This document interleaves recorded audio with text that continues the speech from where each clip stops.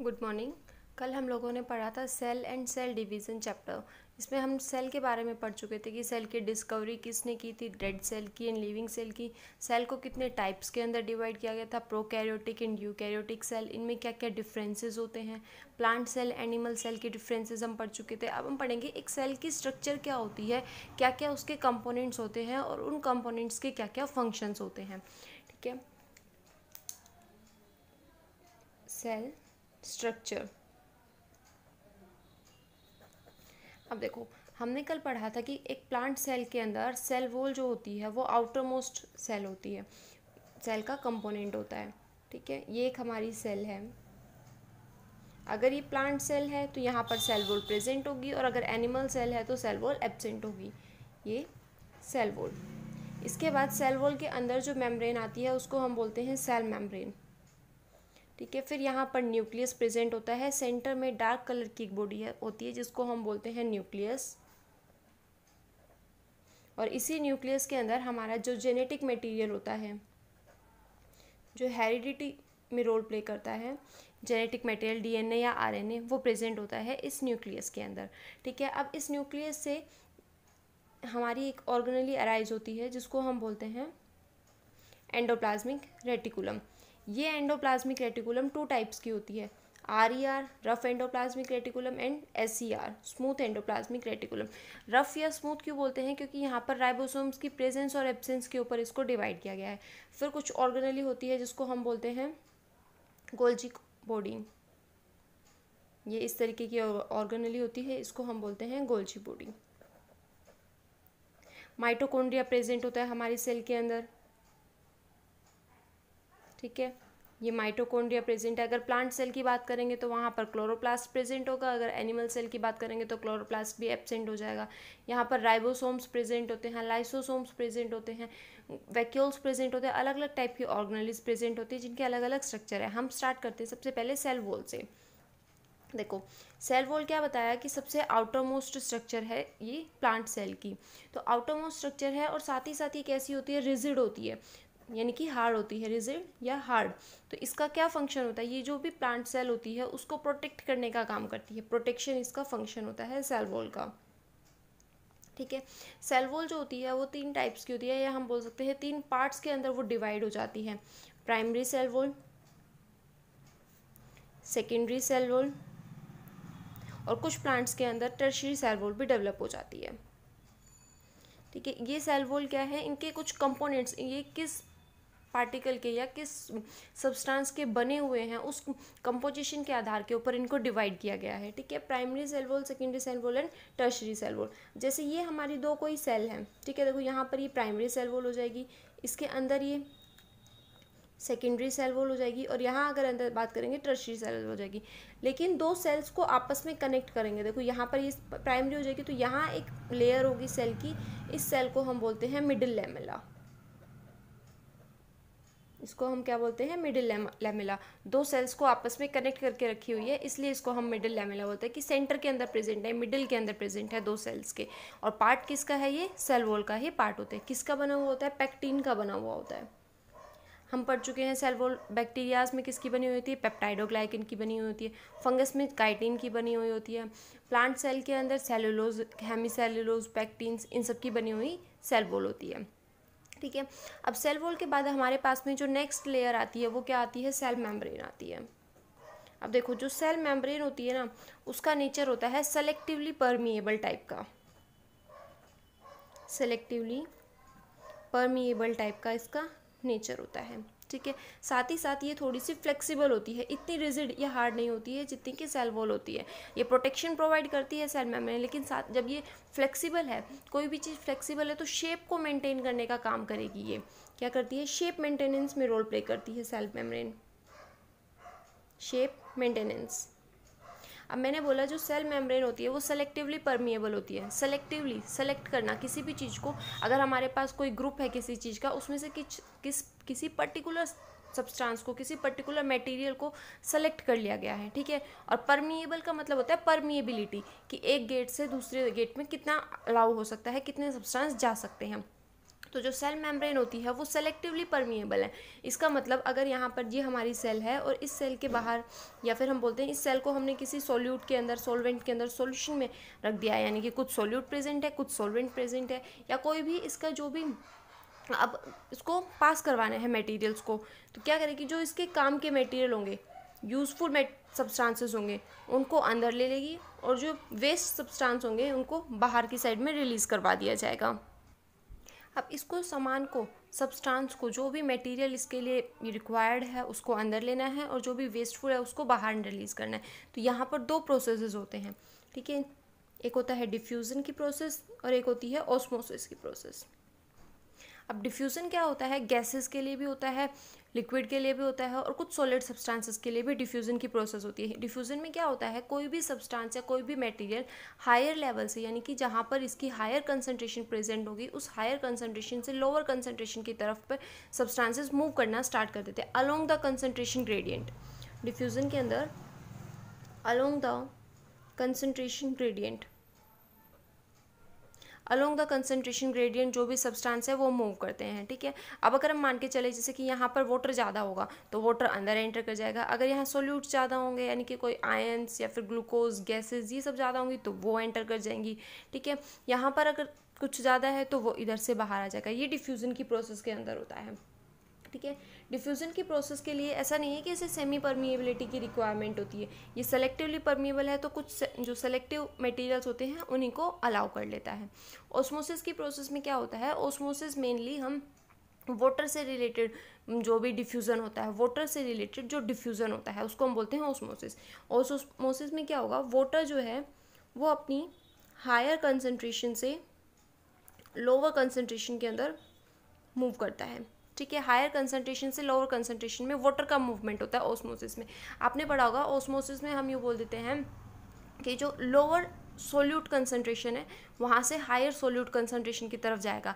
अब देखो कोई भी यहाँ एक ग्लास है, ठीक है, इसमें हमने वाटर डाला हुआ है, सॉल्यूशन, ठीक है, सोलवेंट, सॉरी, वाटर डाला हुआ है सोलवेंट का। अब इसमें हमने कुछ सोल्यूट डाले हुए हैं, ठीक है, ये बना है। दूसरा हमारे पास में ये एक कोई ग्लास है, इस ग्लास के अंदर हमने वाटर डाला हुआ है, लेकिन यहाँ पर इस बार हमने सॉल्वेंट्स का जो अमाउंट है वो बहुत ही सोल्यूट का अमाउंट ज़्यादा किया हुआ है, और इन दोनों को हमने अब कनेक्ट करवा दिया है एक सेमी परमिएबल मेम्ब्रेन के थ्रू, ठीक है। इन दोनों को हमने कनेक्ट करवा दिया है एक सेमी परमिएबल मेम्ब्रेन के थ्रू। अब यहाँ पर क्या होगा, जो जहाँ वाटर ज़्यादा है ये वाटर ही तो मूव करेगा इस साइड में, जब वाटर मूव कर रहा है तो यहाँ सोल्यूट की कंसंट्रेशन क्या है, कम है, तो हम इसको बोलेंगे कि लोअर सोल्यूट कंसंट्रेशन से हायर सोल्यूट कंसंट्रेशन की साइड में वाटर का मूवमेंट होता है, या फिर हम इसको सिंपली क्या बोल सकते हैं, वाटर जो है अपनी हायर कंसंट्रेशन से लोअर कंसंट्रेशन की साइड में मूव करता है। देखो सेल में जो ऑस्मोसिस होता है उसके बेसिस के ऊपर जो हमारी सेल है वो श्रिंक कर सकती है या फिर स्वेलअप कर सकती है।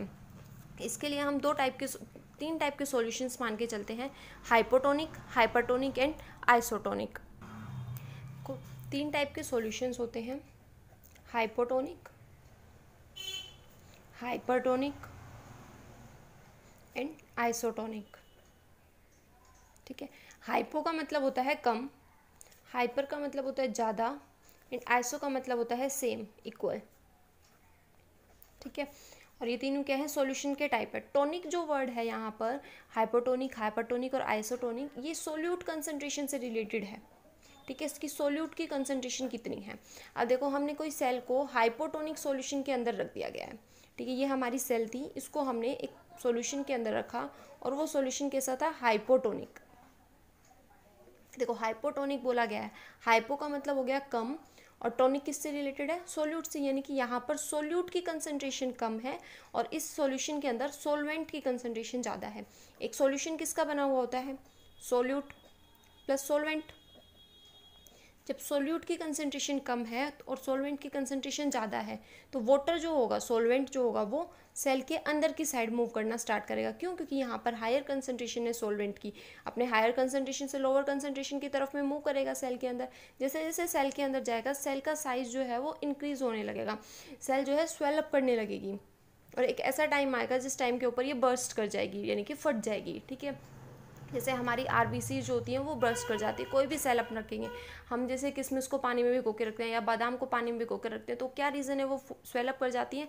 वो यही रीज़न है कि बाहर जो है हमने जिस वाटर के अंदर रखा है उसके अंदर सोल्यूट की कंसनट्रेशन कम होती है और सोलवेंट की कंसनट्रेशन ज़्यादा होती है, तो वो सोलवेंट अंदर की तरफ मूव करना स्टार्ट करता है और जो हमारी रेजिन्स होते हैं जैसे बादाम या किशमिश वो क्या कर जाते हैं, स्वेलअप कर जाते हैं। ये हाइपोटोनिक सॉल्यूशन हो गया, यानी कि कम सोल्यूट की कंसंट्रेशन कम होगी बाहर और सोलवेंट अंदर की तरफ मूव करेगा।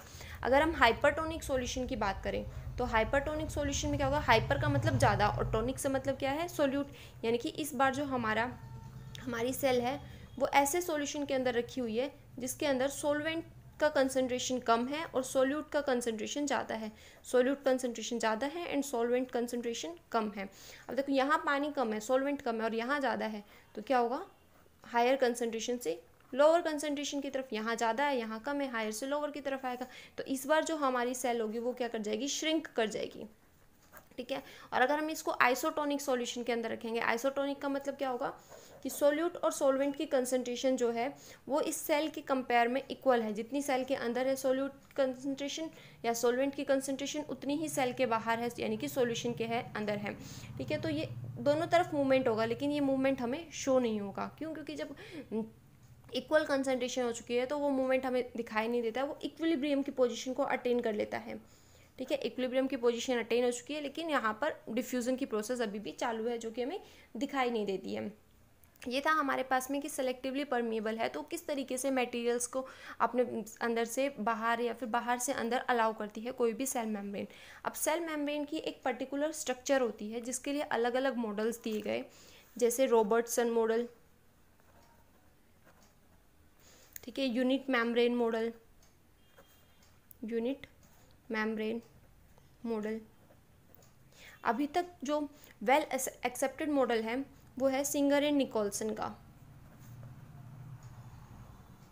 जो उन्होंने 1972 में दिया था, सिंगर एंड निकोलसन ने। उन्होंने क्या बताया कि जो हमारी सेल मेम्ब्रेन है या फिर जो भी प्लाज्मा मेम्ब्रेन है हमारी, वो फॉस्फोलिपिड बाइलेयर्स की बनी हुई होती है। फॉस्फोलिपिड बाइलेयर्स की बनी हुई होती है। बाइलेयर का मतलब हो गया 2 लेयर होंगी, और फॉस्फोलिपिड एक मटेरियल है जिसमें फॉस्फेट ग्रुप भी होता है और लिपिड भी होता है। ठीक है, तो फॉस्फोलिपिड की 2 लेयर्स होती हैं इस तरीके से। देखो ये एक लेयर हो गई फॉस्फोलिपिड की और ये दूसरी लेयर हो गई फॉस्फोलिपिड की। ठीक है, इसी मॉडल को, सिंगर एंड निकोलसन का जो मॉडल था प्लाज्मा मेम्ब्रेन का, उसको हम बोलते हैं फ्लूइड मोज़ेक मॉडल।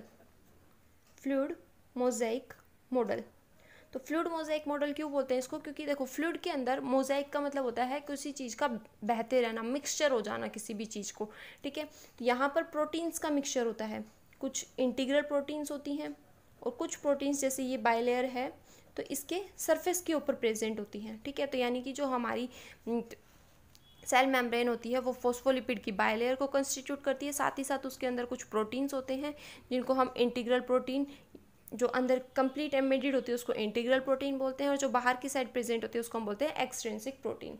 ये था हमारे पास में सेल मेम्ब्रेन की स्ट्रक्चर। क्या करेगी, ये डिफ्यूज़न को अलाउ करती है। गैसेस का डिफ्यूज़न हो गया, वाटर का डिफ्यूज़न हो गया, ग्लूकोज का डिफ्यूज़न हो गया, जो भी मटेरियल इसके रिक्वायरमेंट के होंगे उनको अलाउ करेगी, और जो वेस्टफुल होंगे उनको सेल से बाहर रिलीज आउट कर देगी। ये था सेल मेम्ब्रेन के बारे में। अब देखो जो सेल होती है, ये जो सेल है, ठीक है, यहाँ पर लिक्विड भरा हुआ है। ठीक है, इस लिक्विड को और साथ ही साथ जितनी भी ऑर्गेनेलीज प्रेजेंट है यहाँ पर, इन सबको मिला के हम बोलते हैं प्रोटोप्लाज्म। सेल का लिक्विड और साथ ही जितनी भी ऑर्गेनेलीज प्रेजेंट है उनको मिला के हम बोलेंगे प्रोटोप्लाज्म। ठीक है, और सिर्फ अगर इस सेल लिक्विड की बात करेंगे हम, ये जितनी भी ऑर्गेनेलीज हैं उसको हम काउंट ना करें तो इसको हम बोलते हैं साइटोप्लाज्म।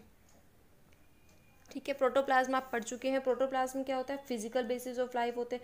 सबसे पहले जो प्रोटोप्लाज्म टर्म दी गई थी वो किसने दी थी? परकिंजी ने। सबसे पहले प्रोटोप्लाज्म टर्म किसने दी थी? परकिंजी ने दी थी। ठीक है, ये प्रोटोप्लाज्म के बारे में है।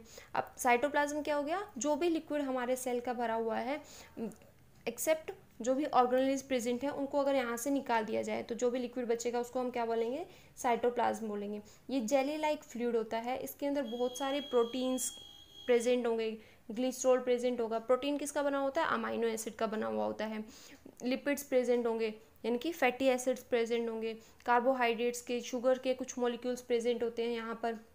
तो जितने भी फंक्शंस होते हैं उन सब में ये साइटोप्लाज्म क्या करता है, रोल प्ले करता है कि जितने भी ये proteins, amino acid, sugar, carbohydrate, fat, lipid, vitamin, ये जितने भी प्रेजेंट हैं उनको जो सेल ऑर्गेनेलीज जिस टाइम पर फंक्शन परफॉर्म कर रही है और उसको किसी भी चीज़ की अगर इसमें से रिक्वायरमेंट है तो वो सेल को प्रोवाइड करवा दिया जाता है।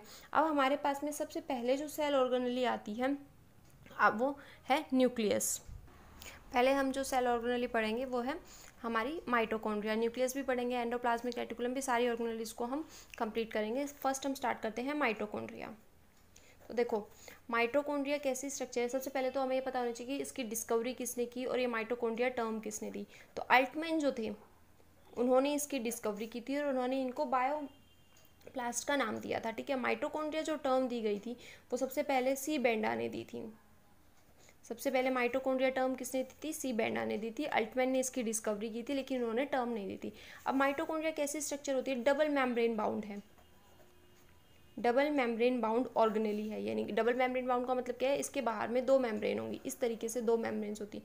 ये आउटर मेम्ब्रेन होती है जो कि विदाउट एनी इनफोल्डिंग्स होती है, कोई भी इनफोल्डिंग नहीं होती है इसके अंदर। जबकि जो इनर मेम्ब्रेन होती है उसके अंदर इनफोल्डिंग्स प्रेजेंट होती है। इस तरीके से ये इनर मेम्ब्रेन होती है।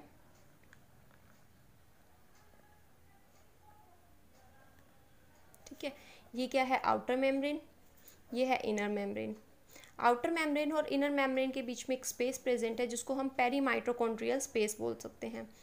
इसको हम क्या बोल सकते हैं, पेरीमाइटोकॉन्ड्रियल स्पेस बोलते हैं। ठीक है, यहाँ पर ये जो इनर मेम्ब्रेन के अंदर इनफोल्डिंग्स बनी हुई है, ये इनफोल्डिंग सबसे पहले तो क्यों बनी है, ताकि सरफेस एरिया इंक्रीज हो सके और रेस्पिरेशन के अंदर रोल प्ले कर सके ये। ठीक है, इन इनफोल्डिंग्स को हम बोलते हैं क्रिस्टे। इनर मेम्ब्रेन जो इनफोल्ड हो चुकी है तो इन इनफोल्डिंग्स को हम बोलते हैं क्रिस्टे। यहाँ जो हमारी इनर मेम्ब्रेन होती है इसके ऊपर कुछ पार्टिकल्स प्रेजेंट होते हैं जिनको हम F1, F0, F1 पार्टिकल्स बोलते हैं। ठीक है, ये क्या करती हैं, एटीपी सिंथेसिस में रोल प्ले करती हैं। एटीपी की सिंथेसिस की जाती है इस F0, F1 पार्टिकल के थ्रू। अब एटीपी की सिंथेसिस की जा रही है यानी कि एनर्जी प्रोवाइड की जा रही है। एनर्जी कौन प्रोवाइड कर रहा है, हमारी सेल को, माइटोकॉन्ड्रिया। इसलिए माइटोकॉन्ड्रिया को क्या बोलते हैं, power house of the cell बोलते हैं। Power house of the cell बोला जाता है माइटोकॉन्ड्रिया का। डबल मेम्ब्रेन बाउंड स्ट्रक्चर है, आउटर मेम्ब्रेन होती है विदाउट एनी इनफोल्डिंग्स होती है, इनर मेम्ब्रेन होती है इसमें इनफोल्डिंग प्रेजेंट होती हैं। इन इनफोल्डिंग्स को हम क्रिस्टे बोलते हैं। ठीक है, यहाँ कुछ पार्टिकल्स प्रेजेंट होते हैं, F0, F1 पार्टिकल, या इनको हम ऑक्सीजोम्स भी बोल सकते हैं। इन्हीं पार्टिकल्स का नाम होता है ऑक्सीजोम्स। ठीक है, इनका काम क्या होता है, एटीपी सिंथेसिस में रोल प्ले करती हैं। एटीपी सिंथेसिस का मतलब एनर्जी प्रोवाइड कर रही है, यानी power house of the cell इसको हम बोल सकते हैं। जो माइटोकॉन्ड्रिया होती है हमारी सेल की, वो किससे ओरिजिनेट होती है, जो एक नॉर्मल बैक्टीरिया के अंदर आपने देखा मिजोजोम प्रेजेंट होते हैं, तो इसी तरीके से मिजोजोम क्या करता है, रेस्पिरेशन के अंदर रोल प्ले करता है। तो ये माइटोकॉन्ड्रिया भी एनर्जी प्रोवाइड कर रही है, रेस्पिरेशन के अंदर रोल प्ले कर रही है। तो जो माइटोकॉन्ड्रिया होती है वो सेमी ऑटोनोमस ऑर्गेनेली होती है। सेमी ऑटोनोमस, सेमी का मतलब होता है हाफ और ऑटोनोमस का मतलब सेल्फ। ठीक है, यानी कि अपने कुछ फंक्शंस जो होंगे ये खुद से परफॉर्म कर लेगी। सारे फंक्शंस खुद से परफॉर्म नहीं करेगी, लेकिन कुछ फंक्शंस जैसे कि जेनेटिक मटेरियल, इसका खुद का जेनेटिक मटेरियल होता है। ठीक है, ये आरएनए की सिंथेसिस करवा सकती है अपने अंदर। कुछ राइबोसोम्स जो होते हैं उनकी सिंथेसिस इसके अंदर हो सकती है। यहाँ जो जैसे हमारी सेल के अंदर लिक्विड होता है उसको हम साइटोप्लाज्म बोलते हैं। यहाँ जो लिक्विड भरा हुआ होता है इस लिक्विड को हम बोलते हैं मैट्रिक्स। इस लिक्विड को हम क्या बोलते हैं, मैट्रिक्स बोलते हैं। ठीक है, जो माइटोकॉन्ड्रिया होता है वो कुछ सेल्स के अंदर, कुछ ऑर्गेनिजम्स के अंदर एब्सेंट होता है, जैसे कि नोस्टॉक। ये नाइट्रोजन फिक्सिंग बैक्टीरिया है जो नाइट्रोजन को फिक्स करता है, नोस्टॉक इसके अंदर एब्सेंट होता है। ठीक है, क्लोस्ट्रीडियम, यहाँ इनमें क्या होता है, माइटोकॉन्ड्रिया एब्सेंट होता है। सेकेंड ऑर्गेनेली हमारे पास आती है एंडोप्लाज्मिक रेटिकुलम। अब देखो जो हमारा न्यूक्लियस था, इस न्यूक्लियस की दो मेम्ब्रेन होती हैं। ठीक है, न्यूक्लियस की स्ट्रक्चर ऐसे नहीं होती है, जब हम पढ़ेंगे तब देखेंगे न्यूक्लियस की एक्चुअल स्ट्रक्चर क्या होती है। तो इसी आउटर मेम्ब्रेन से एक ऑर्गेनेली स्टार्ट होती है और इस ऑर्गेनेली को हम बोलते हैं क्या, एंडोप्लाज्मिक रेटिकुलम।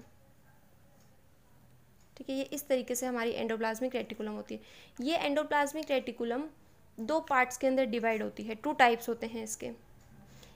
यहाँ पर राइबोसोम्स प्रेजेंट है तो इसको हम बोलते हैं RER, रफ एंडोप्लाज्मिक रेटिकुलम। और यहाँ पर राइबोसोम्स एब्सेंट है तो इसको हम बोलते हैं SER, स्मूथ एंडोप्लाज्मिक रेटिकुलम।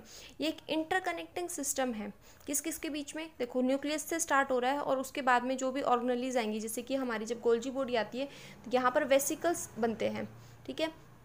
इसी वेसिकल्स को गोल्जी बॉडीज के साथ में फ्यूज़ करवाया जाता है, यानी कि इंटरकनेक्टिंग सिस्टम की तरह काम करेगा न्यूक्लियस और बाकी जो ऑर्गेनेलीज होंगी उनके बीच में, ठीक है। यहाँ पर हमारे पास कुछ कुछ पार्टिकल्स हैं, इसको पार्टिकल्स को हम क्या बोलते हैं, राइबोसोम्स बोलते हैं, जो रफ एंडोप्लाज्मिक रेटिकुलम के ऊपर प्रेजेंट होते हैं। अब देखो इसको हमने कुछ पार्ट्स के अंदर डिवाइड किया। ये जो पार्ट्स होती हैं, ये जो फोल्डिंग्स टाइप के बने हुए हैं, इसको हम बोलते हैं सिस्टर्ने। इन पार्टिकल्स को हम बोलते हैं सिस्टर्ने, ठीक है। जब ये कंप्लीट एक तरीके का बन जाता है, ये वाला देखो यहाँ जो होंगे इनको हम बोलेंगे सिस्टर्ने, और ये जो कंप्लीट बनेगा इसको हम बोलेंगे कि ये नैरो ट्यूब बन चुकी है, नैरो ट्यूब। और ये जो वेसिकल्स यहाँ से रिलीज हो रहे हैं, जो वैक्यूल टाइप होते हैं, इनको हम बोलते हैं वेसिकल, राउंड स्ट्रक्चर्स होती हैं ये। एंडोप्लाज्मिक रेटिकुलम को एंडोस्केलेटन ऑफ द सेल भी बोलते हैं, क्यों? क्योंकि ये न्यूक्लियस से कनेक्ट करने का काम करती है। अब देखो जो रफ एंडोप्लाज्मिक रेटिकुलम है उसके ऊपर राइबोसोम प्रेजेंट होता है, और राइबोसोम का फंक्शन होता है प्रोटीन सिंथेसिस के अंदर रोल प्ले करता है। राइबोसोम के ऊपर RNA, जैसे जो जेनेटिक मटेरियल RNA होता है वो 3 टाइप का होता है, mRNA, rRNA और tRNA। तो जो rRNA है वो है राइबोसोमल rRNA, ठीक है, राइबोसोमल RNA इसको हम बोलते हैं। ये राइबोसोमल RNA क्या करता है, प्रोटीन सिंथेसिस के अंदर रोल प्ले करता है। तो RER का फंक्शन क्या होगा, प्रोटीन सिंथेसिस करवाता है, जबकि जो हमारा SER प्रेजेंट होता है वो SER क्या करेगा, लिपिड की सिंथेसिस करवाएगा। लिपिड सिंथेसिस SER और RER प्रोटीन सिंथेसिस करवाता है। इन वेसिकल्स के अंदर क्या स्टोर होगा, जैसे जो लिपिड सिंथेसिस हो गया या प्रोटीन सिंथेसिस हो गया, ये वो प्रोटीन या लिपिड इन वेसिकल्स के अंदर स्टोर होगा, और उसके बाद में जो हमारी गोल्जी बॉडी यहाँ प्रेजेंट होगी उस गोल्जी बॉडी के साथ में जाके ये फ्यूज़ कर जाएगा, ये वेसिकल यहाँ फ्यूज़ कर जाएगा गोल्जी बॉडी के साथ में, और प्रोटीन कहाँ आ गई, गोल्जी बॉडी के पास आ गई, अगर उसका फंक्शन इस गोल्जी बॉडी के अंदर है। तो अगर उस प्रोटीन का फंक्शन गोल्जी बॉडी के अंदर नहीं है, राइबोसोम के अंदर है या लाइसोसोम के साथ है, तो वो ये वेसिकल कहाँ चला जाएगा, लाइसोसोम के पास या फिर राइबोसोम के पास में चला जाएगा, ठीक है। यहाँ पर क्या है, प्रोटीन या फिर लिपिड सिंथेसिस होती है इस एंडोप्लाज्मिक रेटिकुलम के अंदर। एंडोप्लाज्मिक रेटिकुलम जो टर्म दी गई थी वो सबसे पहले पोर्टर ने दी थी। ये हमारे पास में 2 ऑर्गेनेली थी। कल हम आगे कंटिन्यू करेंगे गोल्जी बॉडी के साथ में, ठीक है। अगर कहीं पे भी कोई प्रॉब्लम हो तो पूछ लेना। Thank you.